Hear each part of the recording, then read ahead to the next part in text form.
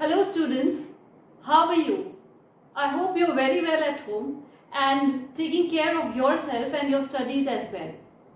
As you all must be knowing, my name is Rekha Singh and I am here to learn and teach biology to you and see that our journey to learn this beautiful subject is easy, right? Last lecture, I think you must have seen, and in that lecture we had discussed about the various details about how a cell was discovered, what is a cell, what were the different theories surrounding the cell, and how people discovered the microscope, who discovered compound microscope, who discovered electron microscope, and how it was possible to know the beautiful reality surrounding a very microscopic but a very important unit of life, that is cell. So we are studying the chapter cell, the fundamental unit of life, and today we are going to study about the different shapes of the cell, different sizes of the cell, and if we want to move, as I told you last time, if we want to move inside a cell, imagine that we're moving inside a cell, what are all the things which you may encounter during that journey, or what are the different things which you can see when you are moving through a cell. अगर मैं easily कहूँ तो हम जानेंगे cell के अंदर क्या क्या स्ट्रक्चर्स होते हैं उसके बारे में, ठीक है? तो हम अपना लेक्चर स्टार्ट करते हैं। सबसे पहले मैंने आपको पिछले लेक्चर में बताया था सेल एक छोटा सा यूनिट है। It is the fundamental unit of life, structural unit of life. Cell से ही सारे लिविंग ऑर्गेनिजम्स बने हुए हैं, चाहे वो प्लांट्स हो चाहे वो एनिमल्स हो। सेल्स के बिना उनका एग्जिस्टेंस नहीं होता। और मैंने वायरस के बारे में बताया था आपको, रिमेंबर कि virus is considered non living outside the cell host's body, right? तो आज हम देखते हैं फर्दर कि ये जो सेल्स इतने छोटे हैं हर ऑर्गेनिज्म में प्रेजेंट है। और आप जानते हो हर ऑर्गेनिज्म एक ही टाइप का तो होता नहीं है। एक प्लांट भी एक लिविंग ऑर्गेनिज्म है, एनिमल भी लिविंग ऑर्गेनिज्म है, human being who is also a part of animal kingdom, वो भी तो एक लिविंग ऑर्गेनिज्म है। और वो जो छोटे छोटे एंट्स, फ्लाइज, छोटे प्लांट्स, बड़े plants, shrubs, herbs, even bacteria, ये सब आप देखते हो, ये सब लिविंग ऑर्गेनिजम्स है। तो जब इतनी वैरायटी ऑफ लिविंग ऑर्गेनिजम्स अर्थ पे है, ऑब्वियसली उनके सबके सेल्स एक जैसे तो हो नहीं सकते। Obviously they will be having different shapes, different sizes. तो सबसे पहले हम देखते हैं what are the different shapes of the cells, और सेल्स का शेप डिफरेंट क्यों होता है। सेल्स का शेप डिफरेंट इसीलिए होता है कि every cell has been given a specific function. वो सेल अपना काम इजीली करना जानता है और उस फंक्शन को फुलफिल करने के लिए उसका शेप डिफरेंट होता है। So we are today studying within the chapter cell, we are studying cell shapes, and as you know the shapes of cells differ. Why? Because all of the cells have different functions.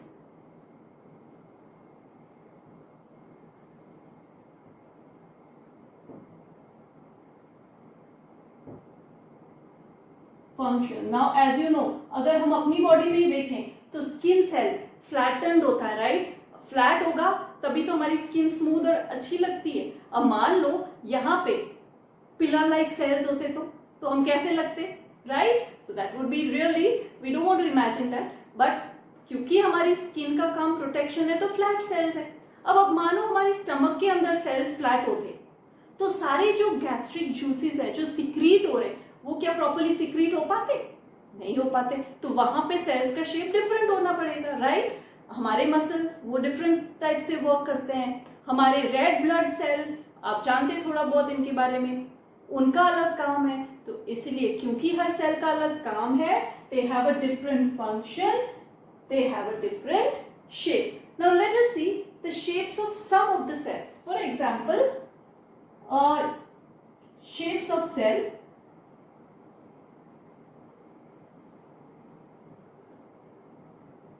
Let me see. Red blood cell. You know what is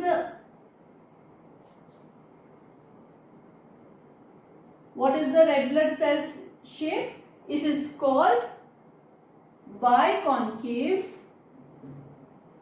and discoidal. क्या बोलते हैं इसको? Biconcave and discoidal. This word discoidal is coming from disc shaped structure. And biconcave आप जानते हो, concave mirror, convex mirror आपने पढ़ा हुआ होगा फिजिक्स में. तो biconcave means, concave means you know the word concave कैसे याद रखते हैं? कॉनकेव, केव अंदर की तरफ जाती है ना, तो एक तो सरफेस स्ट्रेट होता है, एक सरफेस ऐसे अंदर गया हुआ होता है, या एक सरफेस ऐसे हो सकता है जो बाहर निकल रहा है, राइट? तो इन सरफेसेस के अकॉर्डिंग जो फ्लैट है वो तो एक प्लेन है, अंदर गया हुआ जो स्ट्रक्चर होता है, जो सरफेस होता है, उसको हम कॉनकेव बोलते हैं. केव अंदर गया हुआ, और कॉन्वेक्स हम बोलते हैं जो बाहर की ओर निकला हुआ है. आपने कई मिरर्स को ऐसे देखा हुआ, अगर नहीं देखा तो आप ध्यान देके देखिए आपके कार के मिरर्स कैसे हैं, या सारे मिरर्स के शेप कैसे हैं, इट डिपेंड्स. ठीक है, तो मिरर की बात मैं इसलिए बता रही हूँ क्योंकि उनके भी शेप कॉन्वेक्स कॉनकेव होते हैं. बट ये जो वर्ड है ना bi concave, bi means two, concave means going inside, so it is shaped like a disc which is going inside from both the sides. This bi means what? Two, right? So अगर हम red blood cell का shape देखें तो it is somewhat like this. It's a disc-like structure and ये अंदर से ऐसे दबा हुआ है. आपको एक बहुत अच्छा एग्जाम्पल जो आपके मुंह में पानी ले आएगा वो देती हूँ, विच बाइकॉनकेव का एग्जाम्पल अगर बताएं तो आपने देखा होगा Alpenliebe, that structure, it is coming out from both side and बीच में से ऐसा है ना, या पॉपिन्स आप खाते हो वो भी वैसा ही है. ठीक है, तो वो स्ट्रक्चर है. बस ये डिफरेंस है कि एल्पेनलीबे वगैरह राउंड होते हैं, ये थोड़ा सा ओवल शेप कह सकते हैं, हल्का फुल्का, not exactly round, but it is biconcave discoidal. आपको समझ में आया? This is the shape of red blood cells.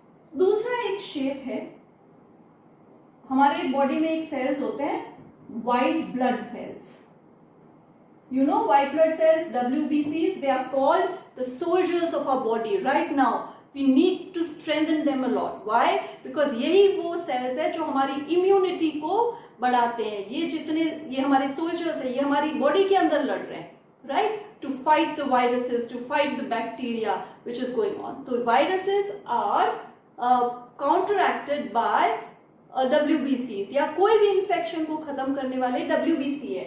और इनका शेप कैसा होता है, इसको हम बोल सकते हैं irregular, और it is also called amoeboid. कैसे बोलते हैं? irregular और amoeboid. कुछ इस टाइप का स्ट्रक्चर होता है this way. Now mind this is the nucleus of WBC. RBC में न्यूक्लियस नहीं होता. ठीक है, ये पूरा एक सेल ही है जो साइड से उभरा हुआ है, अंदर से निकला हुआ है. ठीक, सॉरी, अंदर गया हुआ है. So this is about RBC. WBC का शेप है इरेगुलर. डब्ल्यूबीसी को क्या है, हमारी बॉडी में अलग अलग जगहों पे जाना पड़ता है. क्यों जाना पड़ता है? क्योंकि हमारी बॉडी में इतने सरफेसेस है, बैक्टीरिया वायरसेस तो कहीं पे भी होते हैं, तो they have to keep changing their shape. So it is basically irregularly shape. और इरेगुलर शेप के लिए ही हम वर्ड यूज कर सकते हैं amoeboid shape. You know what is amoeba? Amoeba is a microorganism, right? और amoeba का शेप भी होता है irregular. इसीलिए WBC के शेप को क्या बोल देते हैं? amoeboid shape. समझ में आ रहा है? What is a amoeboid shape? Like amoeba.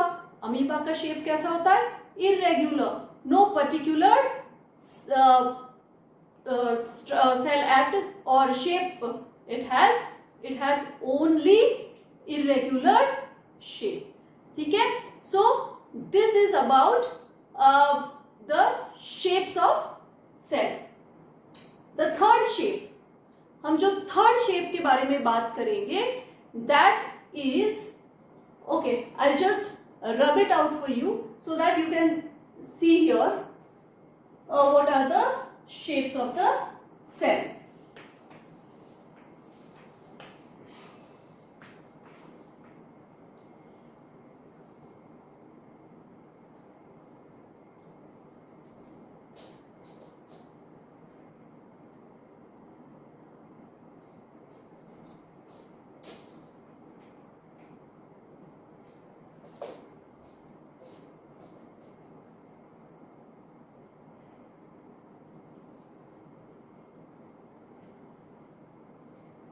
Okay, so I was writing about shapes of the cell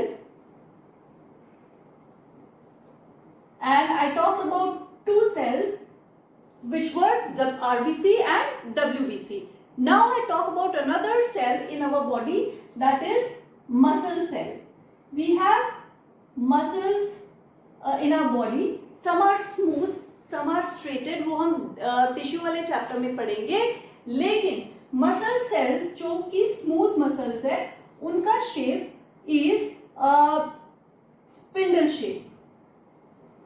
spindle shape pointed from both the sides and like this. You can say it is somewhat like this. समझ रहे हो? ये है. वैसे इनको कहूं तो smooth muscles. कौन से? स्मूथ. स्ट्रेटेड मसल्स होते हैं हमारी बॉडी में, स्केलेटल मसल्स बोल सकते हैं. उनका have shape like this. That is different, right? That is something this different. But ये वाला शेप बहुत बार पूछा जाता है कि मसल सेल का शेप कैसा होता है. Generally it is about spindle shape cells. ठीक है. अब now if we talk about yet another cell, plant cell के बारे में बात करते हैं. तो plant cells they can be elongated, they can be round, है ना. प्लांट का जो पैलिसेड सेल है, ये आपने सुना होगा, प्लांट पैलिसेड. पैलिसेड सेल कौन सा होता है? वो वाला सेल होता है जो फोटोसिंथेसिस कर सकता है, जिसके अंदर क्लोरोप्लास्ट होते हैं. It is one type of plant cell. उसका शेप कुछ ऐसे इलोंगेटेड होता है. समझ रहे हो? So this is plant cell. ठीक है. So these are different because plant के सेल्स को डिफरेंट फंक्शन करना होता है. So it has a different shape. ठीक है. Then comes yet another shape. अगर हम देखना चाहे, अमीबा का शेप बहुत बार पूछा जाता है. It is irregular shape. ठीक है. तो वो आप ध्यान रखना. हमारे स्किन के sales, skin cells, they are flattened, something like this. Then there is one specific cell in our body जिसकी वजह से हम चीजों को सेंस कर सकते हैं, चीजों को फील कर सकते हैं. वो है हमारा नर्व सेल या न्यूरॉन, जो हमारे नर्वस सिस्टम, ब्रेन और स्पाइनल कॉर्ड के अंदर है. वो है नर्व सेल. और उसका एक बहुत स्पेसिफिक शेप होता है. नर्व सेल को ही हम क्या बोल सकते हैं? न्यूरॉन बोल सकते हैं. तो न्यूरॉन का जो शेप होता है, it is something like this. It is branched. Late me right it down first. It is branched and elongated. So branched and elongated की अगर बात करूं तो what is the shape of this cell? It is something, it is a typical cell like this. इसकी details अपन tissue वाले chapter में पढ़ेंगे. It is cell which is long like this and has nerve endings like this, and there are branchings coming out from it to sense messages, right? So this is the neuron. So have you seen how many different kinds of cells we have and how differently they are shaped according to their functions, right? Bacterial cell की बात अपन और करेंगे। Bacterial cells एक prokaryotic type of cells होते हैं, उस topic को मैं थोड़ा सा लेटर ऑन लूंगी। अभी तो मैं जनरल एग्जांपल्स दे रही हूँ आपको कुछ सेल्स के, ठीक है। ऐसे ही जैसे इन सेल्स के फंक्शन अलग है तो शेप अलग है, वैसे ही there are lots and lots of cells in the human body, in the plant body, in the bacterial body, or the body of a worm, or the body of a fly. They all have different structures, so they have different shapes of the cells. I hope that much is clear to you. The point you have to note, why do cells have a different shape? Because they have different functions and they are located at different regions of a body. Okay, so that is about shape of cell. अब इसके बाद जो मैं next topic लूंगी वो है sizes of the cell.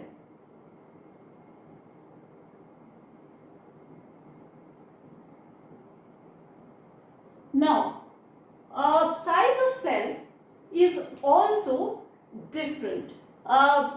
ऐसा नहीं होता कि बॉडी जितनी बड़ी उतना बड़ा सेल होगा या जितना छोटा ऑर्गेनिज्म उतना सेल होगा, नहीं।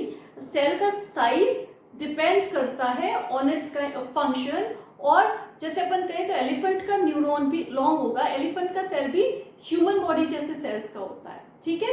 And plant cell also will be very small. तो the size of a cell does not depend on a organism's body size, इतना ध्यान रखना।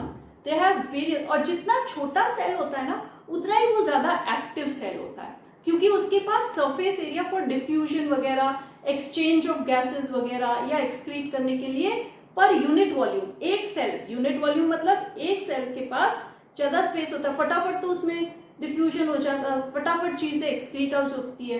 तो जितना छोटा सेल उतना ज्यादा एक्टिव सेल होता है, ठीक है। I hope you have got this. Okay, so now let us study about the cells or sizes. और ये क्वेश्चन बहुत बार पूछे जाते हैं, what are the sizes of a cell, what are which is the biggest cell, which is the largest cell, which is the longest cell. तो ये आपको याद करने हैं। Let me write about the largest cell. Largest cell is the egg of an ostrich.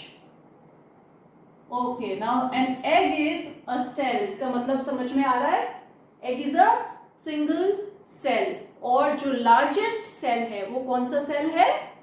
That is the egg of an ostrich. It is 15 centimeter without shell, outer covering, and 18 centimeters with shell. उसकी जो outer covering होती है, shell बोल रही हूं मैं, उसके साथ 18 सेंटीमीटर जितना बड़ा होता है, ठीक है। तो एक सेल है जो आप देख सकते हो, गॉट इट। उसके बाद we can say about the longest cell. Longest cell कौन सा है? It is the nerve cell, जिसके बारे में अभी मैंने आपको बताया था, और आई कैन से न्यूरॉन। और ये जो होता है it can be up to 100 centimetres long, and कई बार तो कई जगहों पे ये 3 फीट जितने लंबे होते हैं, ठीक है ना। तो it's a very long cell in the animal kingdom, which is the nerve cell, can be up to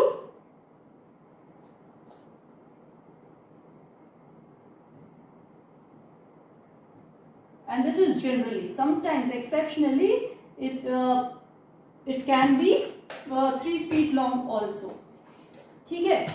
अब ये एनिमल किंगडम में ये लॉन्गेस्ट सेल है। इन द प्लांट किंगडम अगर हम बात करें तो it is the hemp fibre cell. Longest cell is the, एक फाइबर होते हैं, फाइबर आप जानते हो ना, जैसे जूट होता है उसमें फाइबर्स निकलते हैं, तो एक हेम्प फाइबर होता है, उसका cell is the longest in the plant kingdom.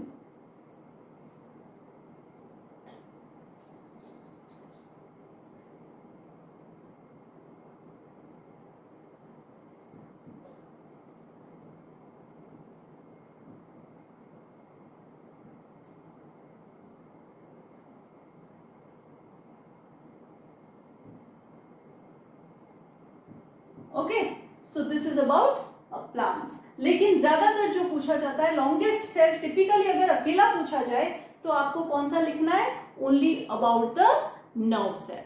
I hope it is clear to you. Okay, now I take up another coloured pen so that is clear to you.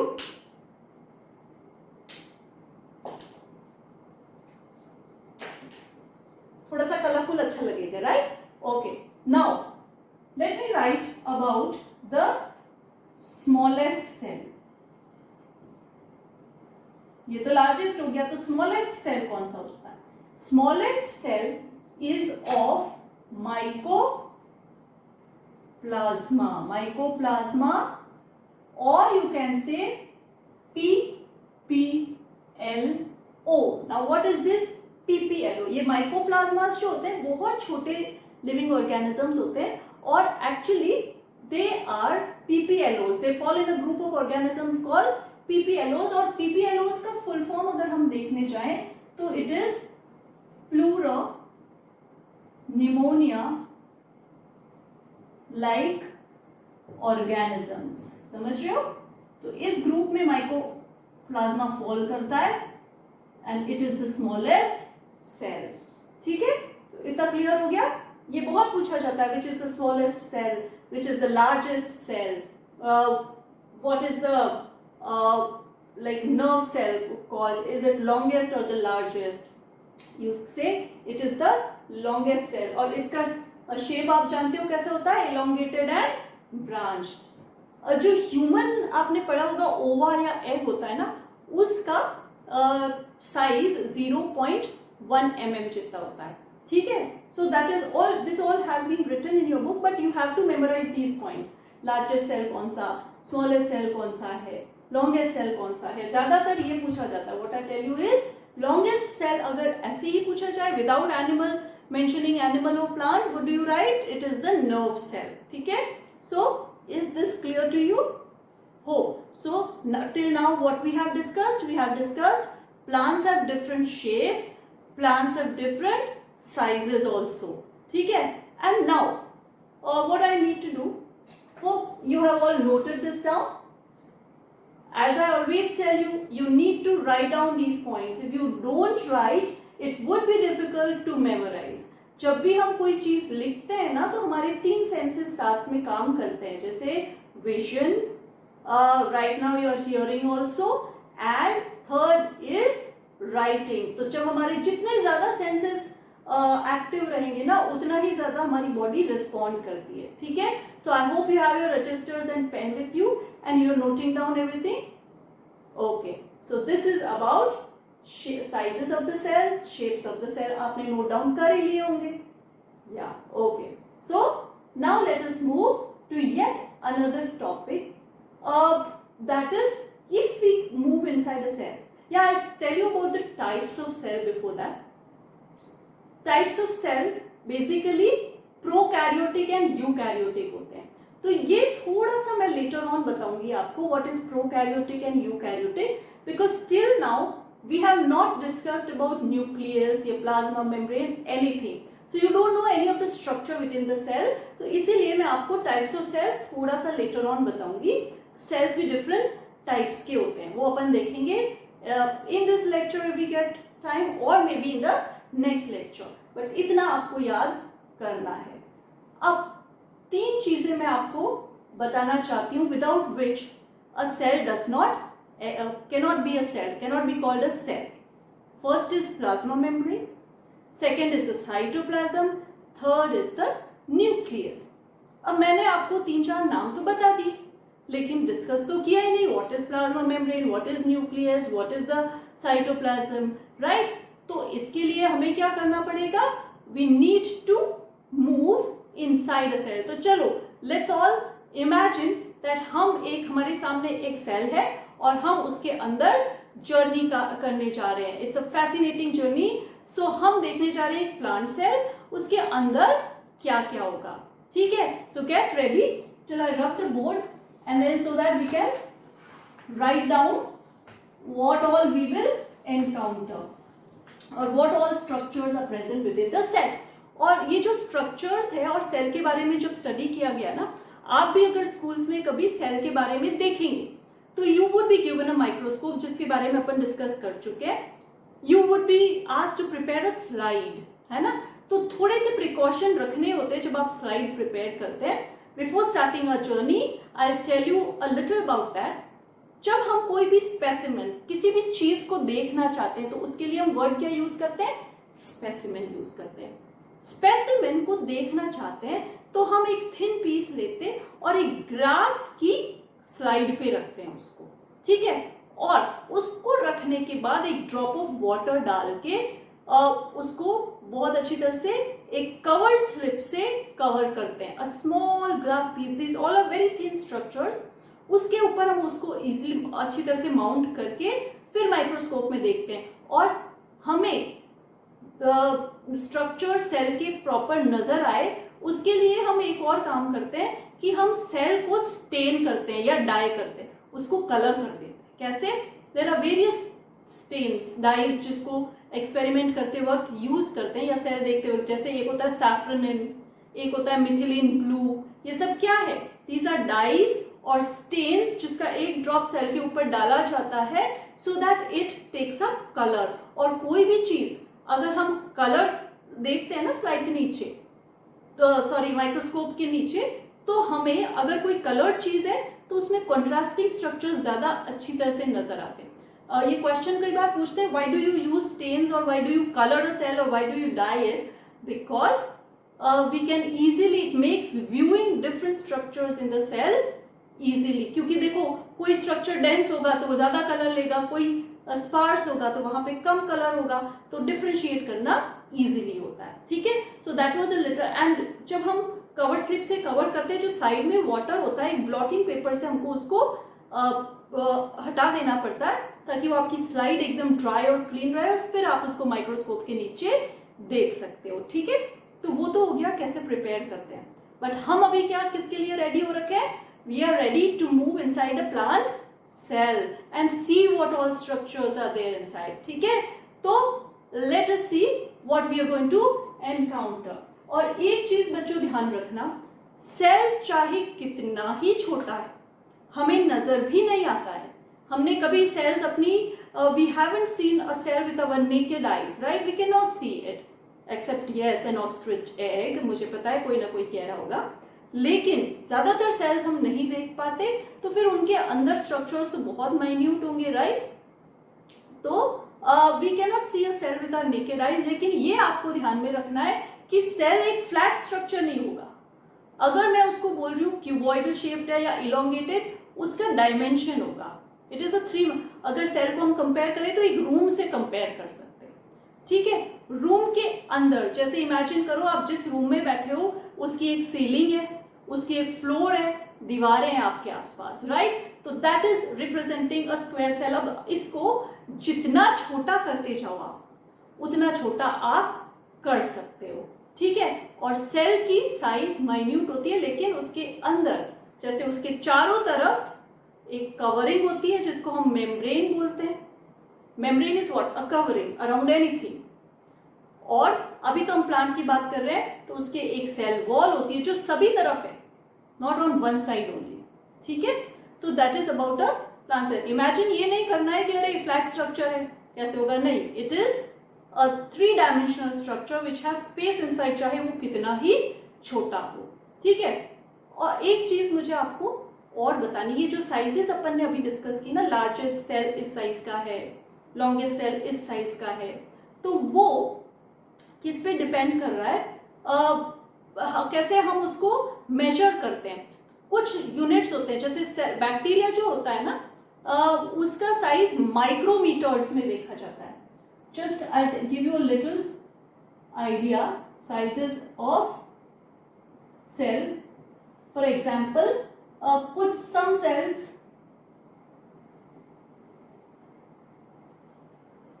like bacteria are having size in micrometers. or I can say it is written like this, mu m. And what is this? This is 10 raised to minus 6 meters. 1 micrometer is equal to 10 raised to minus 6 meters. Viruses are even smaller, have sizes in nanometers. What is nanometer? nm. nm लिखते हैं तो nanometre is equal to 10 raise to minus 9 metre. अगर cell organelles की बात करें, cell organelles they are measured in, sometimes the unit given is angstrom. Now what is this angstrom? 1 angstrom ऐसे लिख के, a लिख के इसके ऊपर ऐसा छोटा सा राउंड बनाते हैं, इसको एंगस्ट्रॉम बोलते हैं. 1 angstrom is equal to 10 raised to minus 10 metre. अब आप समझ रहे हो व्हाट इज दिस माइनस 10? आप मैथ्स में जानते होंगे 1 अपॉन 10 रेज टू 6 हो जाएगा, तो उसको हम 10 रेज टू माइनस 6 लिख सकते हैं. अगर अपन इसको सिंपल बात करें ना, वेरी सिंपली समझना चाहते हैं कि ये क्या है, ये माइनस और याद नहीं हो रहा, तो आप एक चीज इमेजिन करो. आप एक मीटर जानते हो कितना है, ठीक है, एक मीटर आप जानते हो, वो आप देख भी सकते हो. उस मीटर को लेके यहां पे फॉर एग्जाम्पल माइक्रोमीटर का मैं आपको बताऊं, ये है 10 और कितने रेज टू माइनस 6 है, तो अगर इसके पीछे आप 1 2 3 4 5 6 जीरोस लगा दो, तो ये कितना, उस मीटर के अगर आप इतने टुकड़े करते हो ना छोटे छोटे, तो वह एक टुकड़े की साइज होगी बराबर 1 micrometre. That will be equal to 1 micrometre. समझ रहे हो? अब इस नैनोमीटर्स की भी वो बात करो, इसमें कितने जीरोस लगेंगे? 1 के बाद 9 लग जाएंगे. तो आप सोचो उतने टुकड़े अगर मीटर के करते हो तो साइज आएगी नैनोमीटर्स में. हाँ, हम कर नहीं सकते बट हम इमेजिन कर सकते हैं. मैं सिर्फ आपको ये समझाना चाहती हूँ कि वो कितने छोटे होते हैं, राइट. एंगस्ट्रॉम की बात करो, अगर 1 के बाद आप 10 जीरो लगा दो, what a big like unit, उसको आप करो, कितना बड़ा सा एक नंबर मिला आपको. अगर मीटर के आप इतने टुकड़े कर सकते हो, तो वो जो 1 पीस होगा उसकी साइज होगी equal to 1 angstrom. So I hope you get it. Okay, so the sizes are so, bacteria से भी छोटे वायरसेस होते हैं. वायरसेस, बैक्टीरिया, एक सेल या सेल के सेल ऑर्गेनल्स जो होते हैं वो और भी छोटे होते हैं, ठीक है. So these are about the units of in which the cells are measured. अगर आपको कभी हो, ये म्यू है, this is, you don't write it as u like this, you write it as like this. This is micrometer. Okay, so hope you've noted it down and understood. If you have any doubt, you can ask me in the WhatsApp group. Okay, okay. Now आप लोगों को लग रहा होगा कि अभी तो हम जर्नी स्टार्ट करने वाले थे सेल के अंदर की, ये बीच में रुकावट कहां से आ गई. तो now let's start the journey. I am sorry for that. अब हम स्टार्ट करते हैं. We are moving inside a plant cell, right, and there we have reached the plant cell. Now plant cell में जैसे ही हम जाना चाहते हैं, चारों तरफ से वो तो कवर्ड है. चारों तरफ से क्या, ऑल 6 साइड्स इज कवर्ड. एक दीवार सी आ गई हमारे सामने, तो हमें उस दीवार को हटाना पड़ेगा, राइट. तो वो जो स्ट्रक्चर हमने हटाया, फर्स्ट दीवार या first covering of the plant cell, वो था सेल वॉल. क्या था? Cell wall. और जो बाकी स्ट्रक्चर बच गया उसको हम बोलते हैं प्रोटोप्लास्ट. ठीक है, सेल वॉल हटाने के बाद जो स्ट्रक्चर हमें नजर आ रहा है वो है प्रोटोप्लास्ट. अब आप फिर से देखोगे, यार अभी तो सेल के अंदर कुछ दिखा नहीं, एक और कवरिंग टाइप आ गई. हाँ, हालांकि ऐसे थोड़ी सी डिजाइनर कवरिंग है, उसकी डिजाइन के बारे में अपन नेक्स्ट टाइम पढ़ेंगे, लेकिन फिर भी कवरिंग तो है, हमें तो कहीं जाने की जगह मिल नहीं रही है. ठीक है, तो अब हम उसको हटाते हैं. उस वाली, जब हम कवरिंग को हटाते हैं या मेम्ब्रेन को हटाते हैं, तो प्रोटोप्लास्ट में से जब हमने किसको हटा दिया, we have removed the plasma membrane. इसी को सेल मेम्ब्रेन भी बोल सकते हैं, सेम है. जब हमने इसको रिमूव कर दिया तो जो स्ट्रक्चर बच गया वो था प्रोटोप्लाज्म. समझे? जो बच गया वो क्या था? प्रोटोप्लाज्म. तो अगर आपको कोई पूछे व्हाट इज प्रोटोप्लाज्म तो आप कहोगे it is a cell without the cell membrane. Now this cell wall is in plant cells only. I'm talking about the plant cell ना. हम अगर एनिमल सेल की बात करें तो एनिमल सेल में ये स्ट्रक्चर नहीं होता है. Directly starts from the plasma membrane. बाकी सब कुछ सेम है. तो एनिमल सेल की प्लाज्मा मेम्ब्रेन पहली कवरिंग होगी, उसको हटाते ही जो बच गया वो है प्रोटोप्लाज्म. ठीक है. अब प्रोटोप्लाज्म में हमको कुछ ऐसा थिक लिक्विड टाइप नजर आ रहा है और अंदर से कई स्ट्रक्चर्स छोटे छोटे नजर आ रहे हैं और एक बॉल की तरह अंदर बॉल तैर रही है.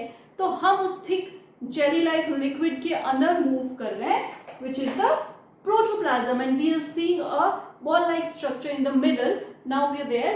तो प्रोटोप्लाज्म में हम जब स्विम कर रहे हैं तो the protoplasm consist of some structures. एक तो लिक्विड है और उसमें छोटे छोटे स्ट्रक्चर्स है और एक बड़ा सा बॉल टाइप स्ट्रक्चर है बीच में. ठीक है.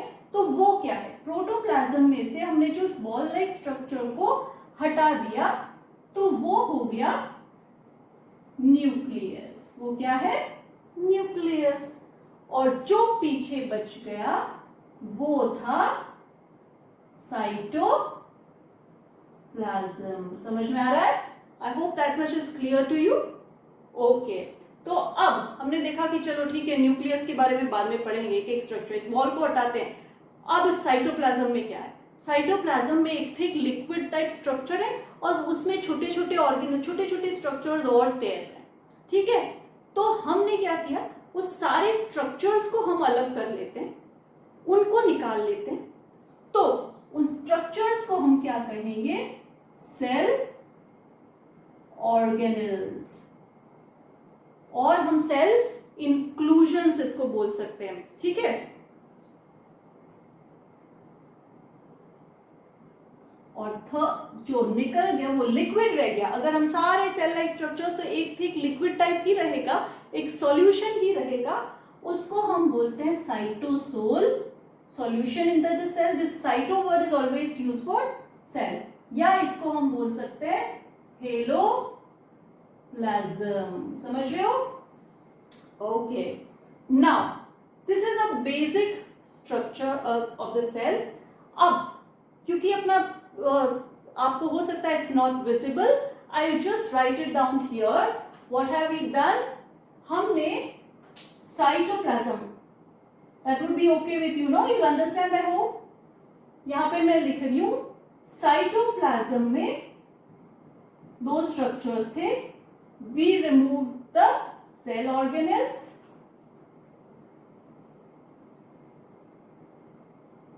एंड जो बच गया वो था cytosol solution inside the cell या हेलोप्लाज्म. ठीक है. अब ठीक है वो लिक्विड तो है ही वहां पे. अब हम बात करते हैं सेल ऑर्गेनल्स के बारे में. सारे स्ट्रक्चर्स एक जैसे नहीं थे. उसमें कई स्ट्रक्चर का ऐसे लंबा सा शेप था, कुछ एक राउंड स्फेरिकल था जो लिक्विड से भरा हुआ था, कुछ और ऐसे मेम्ब्रेनस रिबन टाइप स्ट्रक्चर्स थे, कुछ थ्रेड लाइक स्ट्रक्चर्स थे. तो वो सारे सेल ऑर्गेनल्स थे. तो अब हम उनके बारे में लिखते हैं और यही चीज है जो हम पूरे चैप्टर में पढ़ेंगे. Cell organelles. Organelles word small small structures within the cell. ठीक है. तो हम वन बाय वन इनके बारे में पढ़ेंगे. ठीक है. तो सेल ऑर्गेनल्स क्या होते हैं? सेल ऑर्गेनल्स में एक तो होती है, कुछ तो होती है अर्गैस्टिक बॉडीज. ये अर्गैस्टिक बॉडीज मैं आपको लेटर ऑन बताऊंगी. They are non living structures in the cell. These are non living structures. तो इसको हम लेटर ऑन सेपरेटली पढ़ लेंगे. अभी हम सेल ऑर्गेनल्स के बारे में पढ़ते हैं. तो कुछ होते हैं सिंगल मेम्ब्रेन, जिसको हम बोल सकते हैं सिंगल मेम्ब्रेनस, कुछ होते हैं डबल मेम्ब्रेनस। समझ रहे हो? सिंगल मेम्ब्रेन जिनकी एक कवरिंग होती है, अब ऑब्वियसली एक कवरिंग है सेल के अंदर, उसके अंदर सारे यूं तो नहीं होंगे, वो भी सारे छोटे छोटे स्ट्रक्चर्स कवर्ड है विद मेम्ब्रेन्स। तो कुछ के सिर्फ एक मेम्ब्रेन होती है, कुछ के दो होती है। जिनके एक होती है उनको हम बोलते हैं सिंगल मेम्ब्रेनस, जिनके दो होते हैं उसको हम बोलते हैं डबल मेम्ब्रेनस। सिंगल मेम्ब्रेनस जैसे एग्जाम्पल गोल्गी बॉडीज है, इनके बारे में हम पढ़ेंगे। ईआर है, एंडोप्लाज्मिक रेटिकुलम, इसके बारे में हम पढ़ेंगे। और डबल मेम्ब्रेनस होते हैं माइटोकॉन्ड्रिया, ये अपन और पढ़ेंगे। These are just some examples. Chloroplasts, ठीक है। तो मैं आपको एक ओवरव्यू देना चाह रही थी कि प्लांट सेल के अंदर क्या क्या चीजें होती है, ठीक है। तो वापस एक व्यू बताऊं। Now we can move out of the cell कि हाँ हमने काफी कुछ देख लिया। अब हम सेल ऑर्गेनेल्स का इंटरनल स्ट्रक्चर और न्यूक्लियस वगैरह का इंटरनल स्ट्रक्चर हम लेटर ऑन पढ़ेंगे, लेकिन हमें सेल का एक ओवरव्यू मिल गया कि अगर हम प्लांट सेल को देखते हैं तो first covering is the cell wall, उसके अंदर जो बच गया दैट इज प्रोटोप्लास्ट। प्रोटोप्लास्ट की एक जो कवरिंग होती है उसको हम हटाएं, that is called the plasma membrane. It is present in all the cells, it is a must. Without plasma membrane, cell does not exist. Then there is cell membrane के अंदर दूसरी चीज क्या, सेल मेम्ब्रेन के अंदर जो structures है वो कलेक्टिवली क्या बोलते हैं, प्रोटोप्लाज्म, ठीक है। प्रोटोप्लाज्म के अंदर क्या था, एक बॉल लाइक स्ट्रक्चर न्यूक्लियस था और लिक्विड उसको सराउंड कर रहा था, जिस लिक्विड को हमने बोला साइटोप्लाज्म। जब हमने लिक्विड को इधर उधर देखा तो उसमें छोटे छोटे सेल ऑर्गेनेल्स थे और एक उस ऑर्गेनेल्स के अलावा लिक्विड था, it was a solution which is cytosol. और साइटोप्लाज्म में सेल ऑर्गेनेल्स दो टाइप के थे, सिंगल मेम्ब्रेनस, डबल मेम्ब्रेनस, और कुछ नॉन लिविंग स्ट्रक्चर्स भी थे जैसे स्टार्च, प्रोटीन, ये सब भी तो होते हैं, वैक्यूल। इसके बारे में अपन लेटर ऑन पढ़ेंगे। So I hope you have noted this down. अगर आपने ये फ्लो चार्ट अच्छी तरह say excuse me note down कर लिया तो it would be very helpful for you. I hope you have noted it up, ठीक है। तो आई hope you have got a brief idea of excuse me what a cell would be like and what are the structures within a cell, ठीक है। अब animal cell में ये cell wall नहीं होती, सिर्फ स्टार्ट किससे होता है, सेल मेम्ब्रेन या प्लाज्मा मेम्ब्रेन, वो डिफरेंस है। तो difference between plant and animal हम लेटर ऑन और पढ़ेंगे, लेकिन बेसिक ये, ठीक है। So I hope this is clear to you. I hope आपको एक आइडिया मिल गया, ठीक है। This is it. अब ये जो स्टडी है ना प्लांट की, ये जो स्टडी करते हैं, that branch of science is called cytology. Logy means study, cyto means cell. So study of cell को हम क्या बोलते हैं, इज कॉल्ड साइटोलॉजी, ठीक है।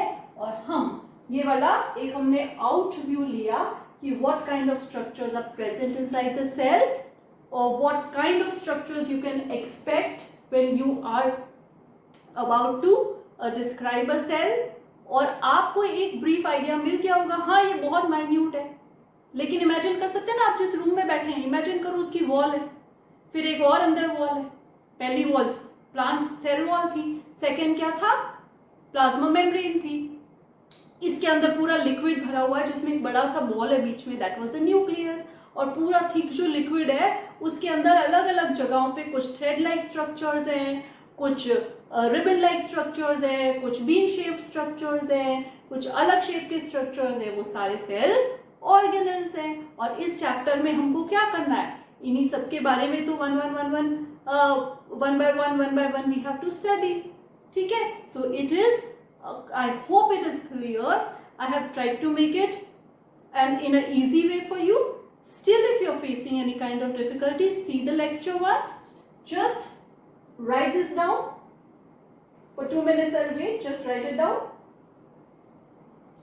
Okay. And when you will write this down, then I'm sure you'll get a brief idea of what all structures are there within a cell. अब next lecture में हम पहले सेल वॉल के बारे में पढ़ेंगे, उसके बाद सेल मेम्ब्रेन के बारे में, प्रोटोप्लाज्म के बारे में, उसके बाद इन सारे सेल ऑर्गेनेल्स के बारे में पढ़ेंगे, और हम कई चीजें इंपॉर्टेंट चीजें पढ़ेंगे कि कैसे सेल के अंदर चीजें, हम जो ये चीजें खाते हैं डाइजेस्ट होके कैसे सेल के अंदर जाती है, जो हम सांस लेते हैं हमारे सेल्स तक किस प्रोसेस से अंदर जाती है gases, all these are the points we going to study in this chapter cell. तो आपको इमेजिन करते हुए जब पढ़ोगे ना कि हाँ ऐसे हो रहा, हम सांस लेते हैं, obviously oxygen is going inside, अंदर जा रहा है, तो ऑब्वियसली कोई प्रोसेस तो होगा, क्योंकि ऐसे खुला तो है नहीं, मेम्ब्रेन तो होगी, उसके थ्रू तो जाना ही है, कैसे वो प्रोसेस होगा, ये सब कुछ अपन नेक्स्ट लेक्चर में पढ़ेंगे. Till then please memorize and just try to make the shape of cells, sizes of cells, and what are the structures within the cell clear in your mind. Hope you have written it down. So please study well and take care of yourself. We'll meet next time. ठीक है? And you can ask your doubts if you have any in the WhatsApp group. Okay. Take care.